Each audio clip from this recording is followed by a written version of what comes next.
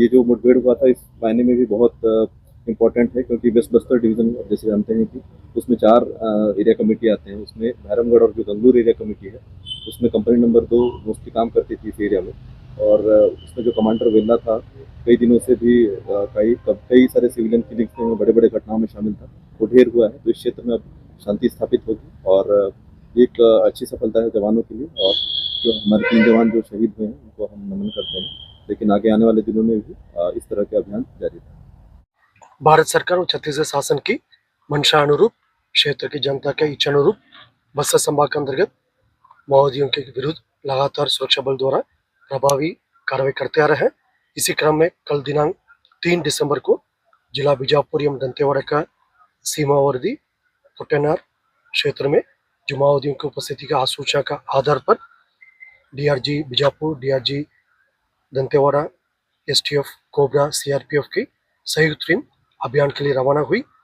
अभियान के दौरान कल प्रातः 9 बजे से लेकर अनेक बार माओवादी सुरक्षा बल के बीच में रुक कर फायरिंग हुई। फायरिंग के उपरांत इलाका कर सर्चिंग के दौरान अलग अलग अवधि में अलग अलग संख्या में माओवादियों की डेड बॉडी रिकवर की गई। लगातार कल शाम रात तक भी सर्चिंग ऑपरेशन और आज 4 तारीख को पुनः भी सर्चिंग अभियान प्रारंभ कर अभी तक लगातार आसपास इलाके में कॉम्बिंग सर्चिंग जारी है। अभी तक अपडेट है, टोटल 18 माओवादियों का डेड बॉडी मुठभेड़ स्थल से रिकवर किए गए थे। उसमें डीवीसीएम और पीएलजी कंपनी नंबर 2 का कमांडर बिल्ला मोडियामी और अन्य माओवादी कैडर का जानकारी भी प्राप्त हो रहा है। शेष माओवादी कैडर का भी शिनाख्ती कार्रवाई थोड़ी देर पश्चात कंप्लीट हो जाएगा। उसके बाद फिर डिटेल जानकारी प्रस्तुत की जाएगी। मुठभेड़ स्थल से एलएमजी, एसएलआर, इंसास, AK-47, 303 जैसा काफी बड़ी संख्या में ग्रेडेड वेपन्स भी, ऑटोमेटिक सेमी ऑटोमेटिक वेपन्स सुरक्षा बल द्वारा बरामद की गई हैं। इस मुठभेड़ लगभग 12 घंटे से लगातार काफी हेवी फायरिंग के बीच में चलते रहा।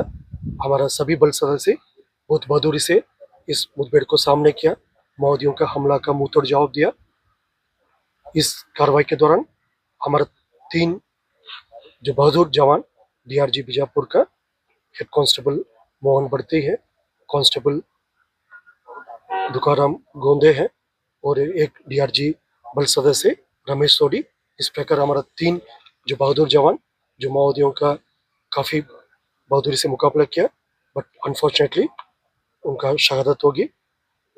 उनका तीनों शहीद जवान का आज 4 दिसंबर को बीजापुर पुलिस लाइन में उनकी अंतिम सलामी जनप्रतिनिधिगण, वरिष्ठ अधिकारीगण, परिजन और समाज के लोग की उपस्थिति में की गई। और तीनों जो हमारा शहीद जवान का पार्थिव शरीर उनका ग्राम के लिए रवाना किए गए थे। इस मुठभेड़ में हमारा 2 और जवान घायल हुआ। दोनों घायल का भी स्थिति खतरा से बाहर है और उनका समय पर इवैक्यूएशन करके एयरलिफ्ट किए गए थे।